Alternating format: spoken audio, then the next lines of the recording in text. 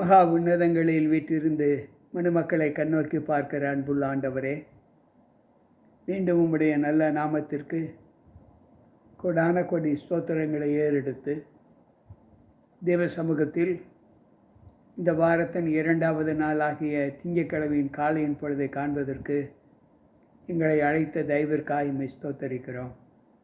வந்திருக்கின்ற நாங்கள் உம்முடைய பாதத்தில் அமர்ந்து உம்முடைய நல்ல பங்கினை தெரிந்து கொண்டு இந்த நாளின் வாழ்வியலை உம்முடைய ஆசீர்வாதத்தோடு துவக்க எங்களை உம்முடைய கரத்தில் ஒப்புக் கொடுக்கிறோம். ஏற்றுக்கொள்ளும். மீட்பர் இயேசு கிறிஸ்துவின் நாமத்தில் ஜெபிக்கிறேன் நல்ல பிதாவே, ஆமென். அன்பு பிள்ளைகளே, மீண்டும் கர்த்தருடைய வார்த்தைகளை கேட்பதற்கு தேவ சமூகத்தில் கூடி வந்திருக்கிற உங்கள் அனைவருக்கும் நம் ஆண்டவரும் இரட்சகருமாய் இருக்கிற இயேசு கிறிஸ்துவின் பரிசுத்த நாமத்தில் இந்த திங்கட்கிழமையின் காலையின் வாழ்த்துக்களை தெரிவித்துக் கொள்கிறேன். கர்த்தர் நம்மோடு இருப்பாராக. இந்த நாளிலும் மரித்தோர் அவருடைய சப்தத்தை கேட்கும் காலம் வரும் என்று ஆண்டவர் சொல்லுகிறார். மரித்தோர் எப்படி அவருடைய சப்தத்தை கேட்கும் காலம் வரும் என்று அநேகர் நினைக்கலாம். ஏனென்றால் வேதம் இந்த வார்த்தைக்கு இணையாக அல்ல, இந்த வார்த்தைக்கு எதிராக தான் ஒரு சில வசனங்களை ஆண்டவர் வேதாகமத்தில் வைத்திருக்கிறார். அது என்ன என்பதை இன்றைக்கு நாம் தியானிக்கப் போகிறோம். எப்படி ஆண்டவர் இந்த கருத்தை நமக்கு விளக்குகிறார்? யோவான் 5வது அதிகாரம் வேதம் சொல்லுகிற வார்த்தை என்ன என்றால் 25வது வசனம், மரித்தோர் தேவகுமாரனுடைய சப்தத்தை கேட்கும் காலம் வரும், அது இப்பொழுது வந்திருக்கிறது, அதை கேட்கிறவர்கள் பிழைப்பார்கள் என்று மெய்யாகவே மெய்யாகவே உங்களுக்கு சொல்லுகிறேன் என்றார். மரித்தோர் தேவகுமாரனுடைய சப்தத்தை கேட்கும் காலம் வரும், அது இப்பொழுதே வந்திருக்கிறது என்று மெய்யாகவே மெய்யாகவே உங்களுக்கு சொல்லுகிறேன் என்று சொல்லுகிறார். அன்பு பிள்ளைகளே, இந்த வார்த்தைக்கு எதிரான வசனம் வேதாகமத்தில் ஆண்டவர் வைத்திருக்கிறார் என்று சொன்னேனே, அதை குறித்து நாம் தியானிக்கும்போது ஏசாயா தீர்க்கதரிசியின் புஸ்தகம் 38வது அதிகாரம் 18வது வசனத்தை நாம் வாசிப்போம் என்றால், ஆண்டவர் சொல்லுகிற வார்த்தை சற்று நாம் வியக்கக்கூடிய அளவிற்கு அங்கு காணப்படும்.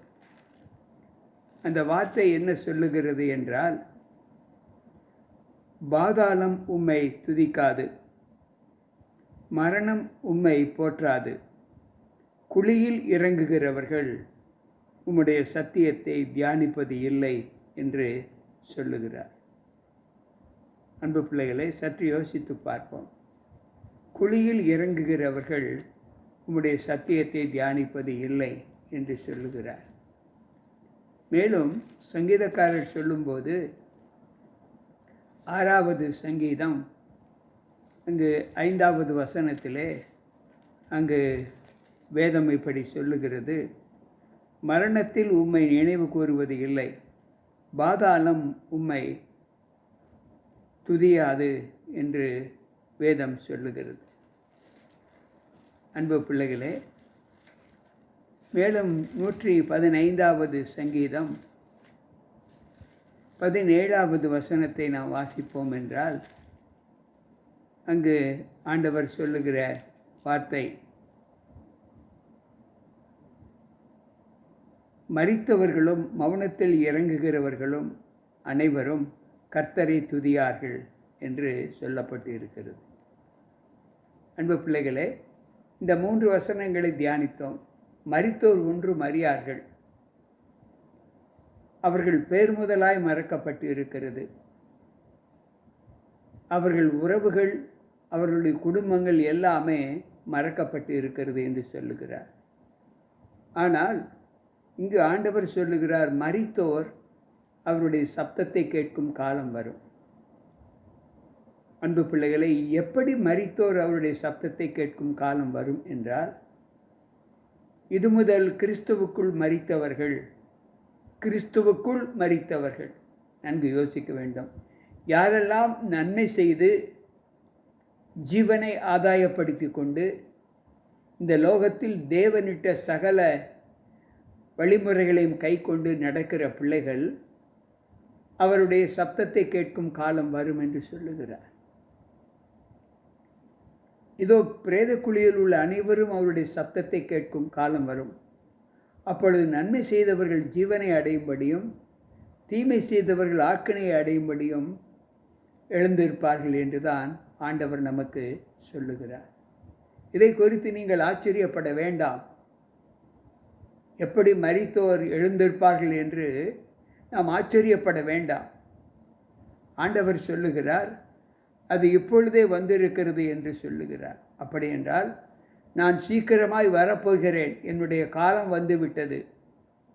நான் வருகையின் போது நான் கூக்குரலிட்டு கூப்பிடுகிற சப்தம், எக்காலத்தோடும் தெய்வ தூதர்களோடும் நான் வருவேன். அப்பொழுது நான் கூப்பிட்ட போது கிறிஸ்துவுக்குள் மரித்தவர்கள் எழுந்திருப்பார்கள் என்று சொன்ன அந்த வாக்கியம் நம்மை நினைவுகூரச் செய்கிறது என்று இங்கு ஆண்டவர் சொல்லுகிறார். மேலும் அவருடைய சப்தத்தை கேட்காத ஒரு காலம் எப்படி இருக்கிறது என்று சொன்னால், எசேக்கியேலின் புஸ்தகத்தை நாம் வாசிக்கும்போது, எசேக்கியேலின் புஸ்தகம் 3வது அதிகாரம் 1வது வசனத்தையும் 5வது வசனத்தையும் நாம் வாசிப்போம் என்றால், ஆண்டவர் சினத்தின் மிலாற்றினால் உண்டான சிறுமையை உன் புருஷன் கண்ட உன் புருஷன் நான்.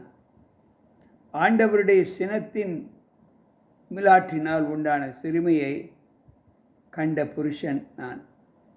தேவனுடைய கோபம் நம் மீது வருகிறது என்பதை அறிந்து அதை உணர்ந்த மனிதன் நான் என்று இங்கு வேதம் சொல்லுகிறது.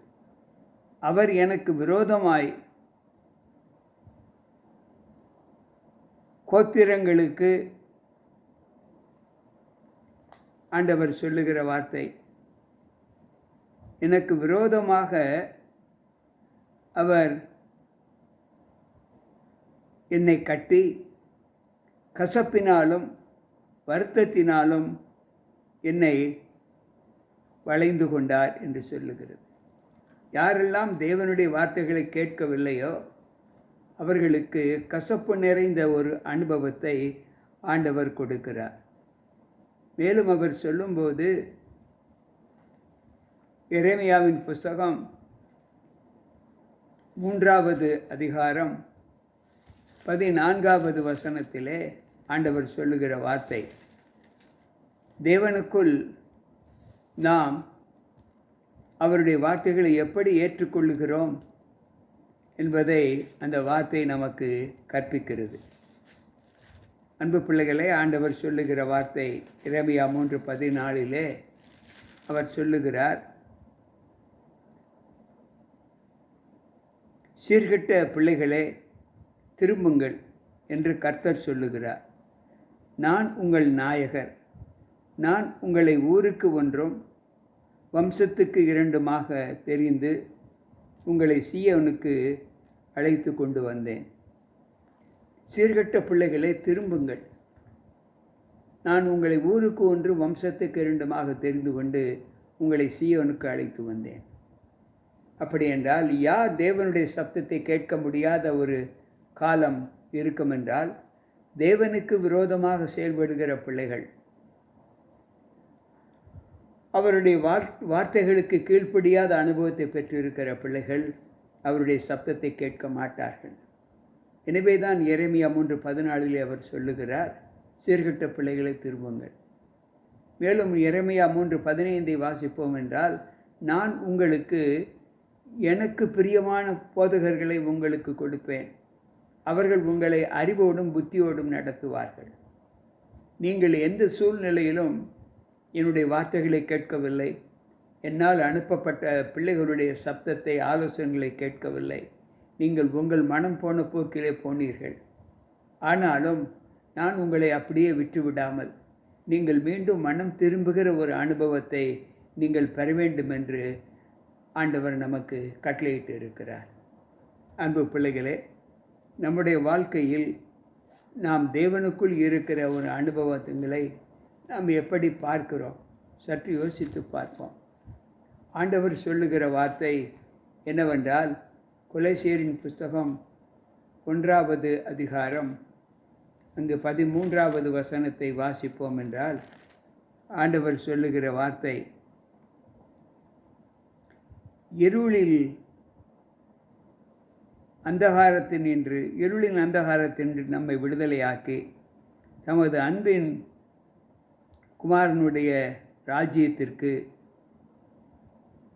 உட்படுத்துகிறவருமாய் இருக்கிற பிதாவை ஸ்தோத்தரிக்கிறோம் என்று சொல்லுகிறார்.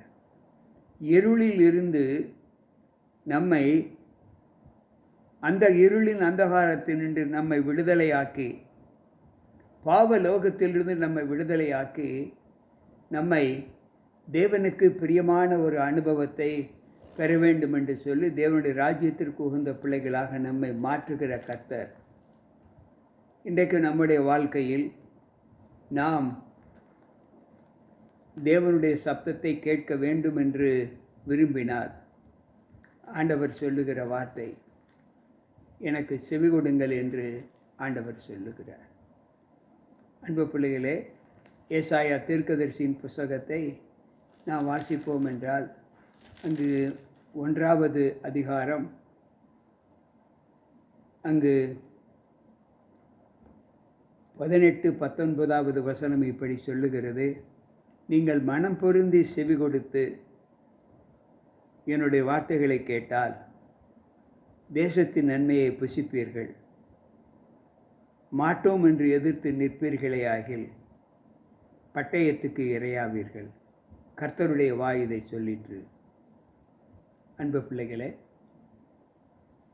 நீங்கள் மனம் பொருந்தி செவி கொடுத்தால் தேவனுடைய ராஜ்யத்திற்கு நீங்கள் செல்ல முடியும். அந்த தேசத்தில் உள்ள நன்மையை நாம் புசிக்க முடியும் என்று சொல்லுகிறார். மாட்டோம் என்று எதிர்த்து நிற்போமானால் பட்டயத்துக்கு இரையாவோம் என்று ஆண்டவர் சொல்லுகிறார். எனக்கு பிரியமான தேவ பிள்ளைகளே, இன்றைக்கு நம்முடைய வாழ்க்கையில் நாம் தேவனுக்குள் காணப்படுகிற ஒரு அனுபவம், தேவகுமாரனுடைய சப்தத்தை கேட்கும் காலம் வரப்போகிறது என்று ஆண்டவர் சொல்லுகிறார் என்றால், அவருடைய வருகையின் துரிதத்தை நாம் சீக்கிரமாய் சந்திக்கப் போகிறோம் என்று அர்த்தம். இதோ நான் சீக்கிரமாய் வருகிறேன் என்று சொல்லுகிறார். அன்பு பிள்ளைகளே, அவர் வருவதற்கு முன்பு நாம் ஒருவேளை மரணத்தை சந்தித்தார், அவர் வரும்போது நாம் அவருடைய சப்தத்தை கேட்கிற பிள்ளைகளாய், அவர் நியமித்த வாக்குகளுக்கு நாம் கீழ்ப்படிந்து நடந்து அவரோடு நடக்கிற ஒரு அனுபவத்தை நாம் பெற்று நம்முடைய எஞ்சிய வாழ்க்கையை ஆண்டவருக்கு ஒப்பு கொடுத்து, இதோ கர்த்தர் இவருக்காக காத்திருந்தோம் என்று சொல்லக்கூடிய கூட்டத்திலே நாம் இருக்க வேண்டும் என்று நம் தேவன் விரும்புகிறார். நான் உன்னை பெயர் சொல்லி அழைத்தேன், தாயின் வயிற்றில் உருவாகும் முன்னே உன்னை தெரிந்து கொண்டேன், உன்னுடைய கர்ப்பத்தை உன்னுடைய கருவை என் கண்கள் கண்டது, உன் கர்ப்பத்திலே நீ உருவான முதல் உன் நாவில் சொல் பெறவாததற்கு முன்னும் நான் அறிந்திருக்கிறேன் என்று சொல்லுகிறார். இப்படி நம் மீது அக்கறை காட்டுகிற தேவன் சொல்லுகிறார், என் ஜனமே மனம் திரும்பு, நான் கூப்பிடுகிற குரலுக்கு நீ செவி கொடுக்க வேண்டும் என்று சொல்லுகிறார். உயிரோடு இருந்த நாட்களில் நீ உன் செவியை அடைத்து கொண்டாய். பின்பு நான் எனக்கு ஏற்ற போதகர்களை நான் உனக்கு அனுப்பினேன். அவர்கள் சப்தத்திற்கும் நீ செவி கொடுத்தால் நீ மரித்ததற்கு பின்பும் என்னுடைய சப்தத்தை கேட்பாய் என்று ஆண்டவர் சொல்லுகிறார். கேட்டுக்கொண்டிருக்கிற அன்பான தேவ பிள்ளைகளே, இன்றைக்குரிய சப்தம் நம்முடைய இருதயத்தை எவ்வளவு ஊடுருவ செய்கிறது என்பதை யோசித்து, நாம் எந்த நிலையில் இருந்தாலும், பாவி என்று நம்முடைய உள்ளம் சொன்னாலும் அதை குறித்து கவலைப்பட வேண்டாம். மார்க் 3:28 சொல்லுகிறது, மனுஷன் செய்த சகல பாவங்களும் அவன் தூஷித்த சகல தூஷணங்களும் அவர்களுக்கு மன்னிக்கப்படும் என்று சொல்லுகிறார். நம்முடைய தேவன் மன்னிக்கிற தேவன். எனவே நாம் மன்னிப்பை பெற்று அவருடைய சப்தத்திற்கு கீழ்ப்படிந்து நடக்க இன்றைய வார்த்தைகளின்படி நாம் தேவனுக்கு நம்மை ஒப்புக் கொடுப்போமா? ஜெபிப்போம். மகா உன்னதங்களில் வீற்றிருந்து மனுமக்களை கண்ணோக்கி பார்க்கிற அன்புள்ள ஆண்டவரே, இன்றைக்கு உம்முடைய சப்தத்தின் துணியை நாங்கள் கேட்டோம். மனம் மாறுகிற ஒரு அனுபவத்தை நீர் எங்களுக்கு தந்திருக்கிறீர். அந்த மனமாற்றத்திற்கு ஏற்ற ஒரு ஜீவிதத்தை நாங்கள் பெற்று அதன்படி எங்களுடைய வாழ்க்கையை உம்முடைய பாதத்தில் அர்ப்பணிக்க எங்களை ஒப்புக் கொடுக்கிறோம். வந்திருக்கின்ற எங்கள் ஒவ்வொருவருக்குள்ளும் உம்முடைய கிருபை இருந்து பாதுகாத்து கொள்ளும். பிள்ளைகளுடைய அனுதின தேவைகளை சந்தித்தருளும்.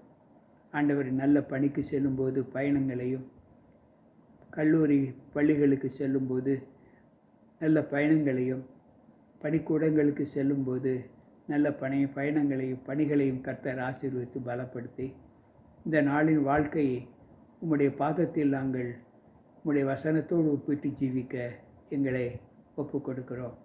குற்றங்கள் குறைவுகள் எதுவாக இருந்தாலும் தயவாக மன்னித்து எங்களை மீட்டிடும். மீட்பர் இயேசு கிறிஸ்துவின் நாமத்தில் ஜெபிக்கிறேன் நல்ல பிதாவே, ஆமென். அன்பு பிள்ளைகளே, கர்த்தருடைய வார்த்தைகளை கேட்ட நாம் ஆறுதலோடு தேவ சமூகத்தில் இந்த நாளை துவக்குவோம். கர்த்தர் நம்மோடு இருப்பாராக. கலங்க வேண்டாம், நான் உன்னோடு கூட இருக்கிறேன். புலம்பல் 3:31 சொல்லுகிறது, கர்த்தர் உன்னை என்றென்றைக்கும் காப்பார் என்ற வசனம். நம்மை கைவிட மாட்டார் என்று சொல்லுகிற அந்த ஆறுதல் நம்மை தேற்றட்டும். மீட்பர் இயேசுவின் நாமத்தில் ஜெபிக்கிறேன் நல்ல பிதாவே, ஆமென். அன்பு பிள்ளைகளே, மீண்டும் கர்த்தருடைய வார்த்தைகளோடு நாளை சந்திப்போம். உங்கள் போதகர் ஜி.கே. ராபர்ட்.